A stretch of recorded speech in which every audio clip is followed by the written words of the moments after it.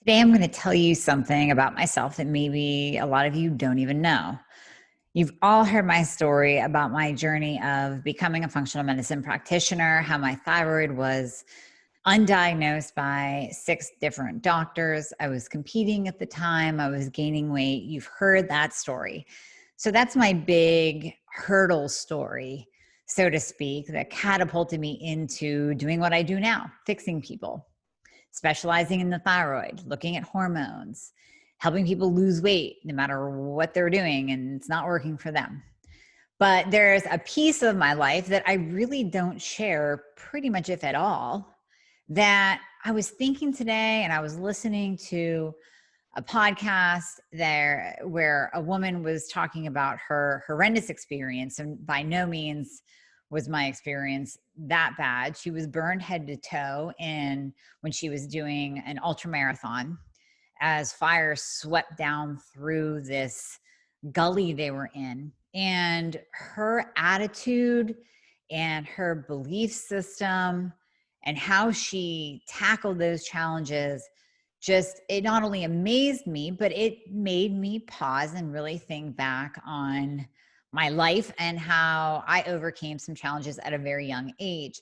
And I guess my message now is to not only share with you my story so you get to know me a little bit better, kind of an inside look behind the life and times of Amie Hornaman, but also it hopefully will encourage you to never stop. Don't let a hurdle, no matter how big or how small, keep you from your goals. Don't let what people tell you keep you from your goals. If you hear something enough from another person that you can't do this and you can't do that, it's going to get in your head and you may actually start to believe it, and that might become true for you.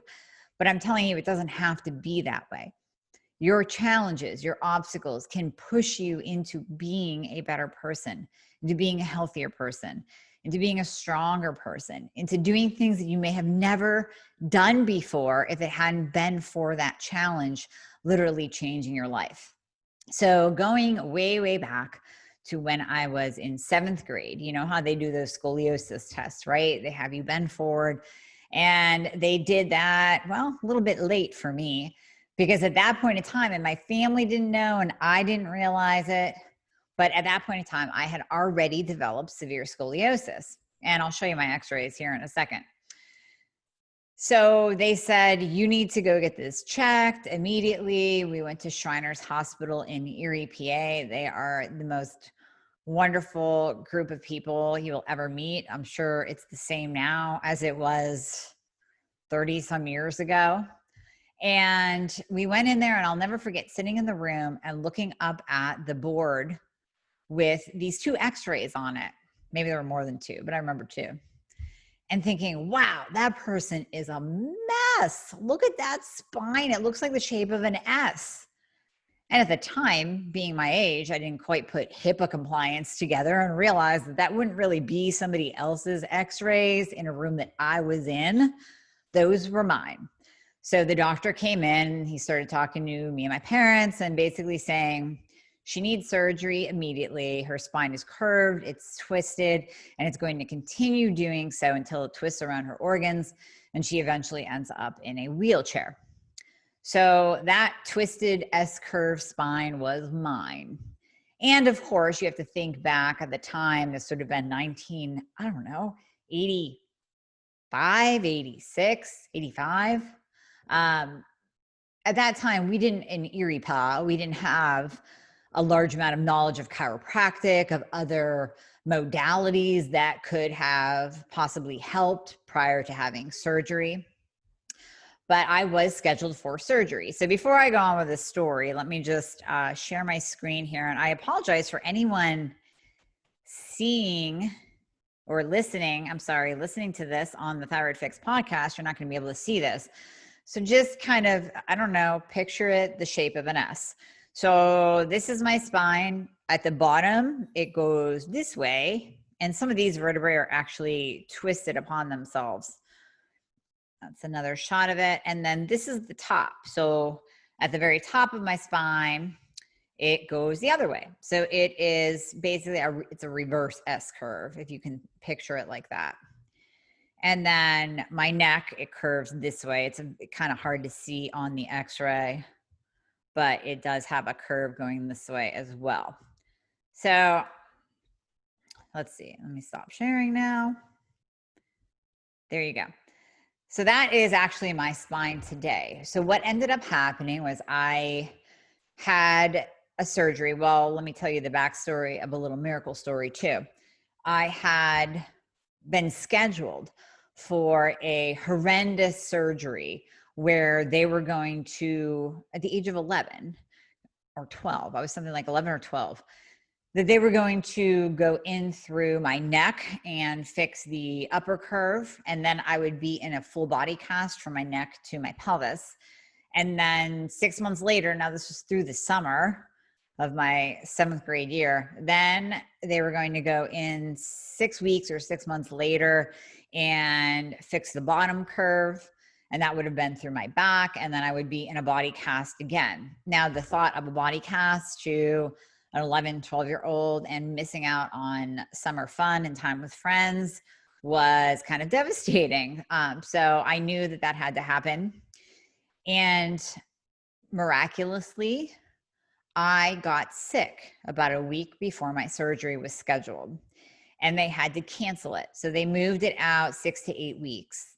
And in that time frame, a doctor from Pittsburgh, PA, called my doctor, Dr. Frankovich, up here in Erie, PA, and said, do you want to be the first in Erie to do a brand new surgery that we're doing on kids with scoliosis? It was the Cottrell-Dubocet. It was the Harrington rods. So it wasn't your typical Harrington rod surgery. It was different. There was one surgery, one cut, top to bottom. You fixed both the upper and the lower curve. With Harrington rods, it was a 12-hour surgery, but he was the first one to do it in Erie, and I was the first one to have it in Erie. That getting sick literally saved a big portion of my childhood. So I do equate that to God and God only. That was a true miracle. If you're not a believer, sorry if I offended you, but I'm going to say it all day long. Love the Lord, love Jesus, and that was absolutely 100% a miracle. And if you want to stop following me because of it, I welcome you to do so. But that is my story, and you can't contradict it. So moving on, I did not have to be in a full body cast. I did have to wear a brace for a while, which in high school, oh, wait, let me back up. Did not have to wear a full body cast. A couple years later, my body was actually rejecting the metal. So I had to have another surgery. That's why you don't see Harrington rods in my x-rays. Those are actually recent x-rays from 5-10 years ago. So I did not have to wear a full body cast, but my body was rejecting the metal. They had to go back in. They took a piece of my hip and then they fused. So I have about 16 or 17 fusions. Now, look forward to what I did. I was told that I would never lift heavy weights. I was told that I probably would never run. I was told to not do many, many, many things, many activities. I think at that age, so I was 14 when they did that second surgery, another really, really long surgery, my poor parents. And I don't think that the doctor's words really impacted me. I kind of blew them off. I didn't let them settle in. So I never believed that I would have to stop doing anything really. And at the same time, I can see how some people would believe that, and that would hold them back. So you might have received a diagnosis or a prognosis that doesn't look so great. Don't let that in. Don't let it in your head, because I'm telling you, the challenges that you face, you can overcome. Now, I'm not saying go out and be stupid. Did I, 6 months after my surgery, go for a skydive? No. But in my lifetime, I have power lifted. I have set records for deadlift. I competed in the fitness and figure competitions that I told you about with my thyroid. I did fitness modeling, which if you look at my x-rays, you wouldn't think that my body should do that. It probably looked funny. Well, I just learned how to pull the ribbon that stuck out on my one side, pull my shoulder back that rolls forward on the other side. And to look at me walking down the street, you probably wouldn't even notice that I have a curve in my back. Maybe I'm a little shorter than I'm supposed to be. Damn it. I should be 5'4", not 5'2", but I still accomplished many things. I didn't let what the doctor said or I don't even want to call this deformity, but I never thought of it as that. There's a couple times in my life where I got self-conscious. I will admit that. Couple times in my life where I may have used that word. I kind of regret it because that's kind of letting the demons in by even saying it out loud, right? It's really not. I know to look at me, to look at my modeling pictures, to look at the pictures of me on stage. You can see those on my website. You wouldn't even know. You wouldn't even know. And through what I accomplished, I learned how to snowboard at the age of 38. I broke my wrist doing so. Then I got right back up and did it. I skied throughout my lifetime. I probably took a couple of moguls that I probably shouldn't have. It was a little jarring for my back. I did used to run, although I just hate running now. I did used to run. I still lift weights. I do yoga where I do all kinds of twisting. So basically nothing stopped me. I didn't let anything that the doctor said or what I went through stop me. Now, this might be a very, very small challenge in the grand scheme of things of what you or your family may have been faced with or are faced with right now. And I'm by no means saying that this is the worst thing that ever happened to me in my life. But listening to that woman's story of being burned and how she overcame it and never, ever stopped and actually went on to run an Ironman after she healed, it just made me think of all of you and how many things you might be going through and how challenges can really get in your head and stop you. And I encourage you to look at challenges as something that can grow you, that can move you forward, that can maybe even catapult you into helping others. I leave you with this. I am just what you see or what you hear if you're listening to the podcast. I am who I am. I don't pull any punches. I don't hold back. But this is a part of me that I haven't shared yet. I know there are other people out there with other physical deformities. Hate using that word. Physical challenges, physical differences from the rest of the population. There's mental challenges that people are dealing with that they may think will never change. But I'm telling you, it can change. And even if it doesn't, can you be better because of it? And can you get to the other side? Can you view your challenges from a different perspective? Instead of looking at them as a curse, can you look at them as a blessing? In any way, shape, or form? Can you wake up every day? And this sounds corny, I know, but the whole concept of gratitude. Can you wake up every day and be thankful for one or two things in your life?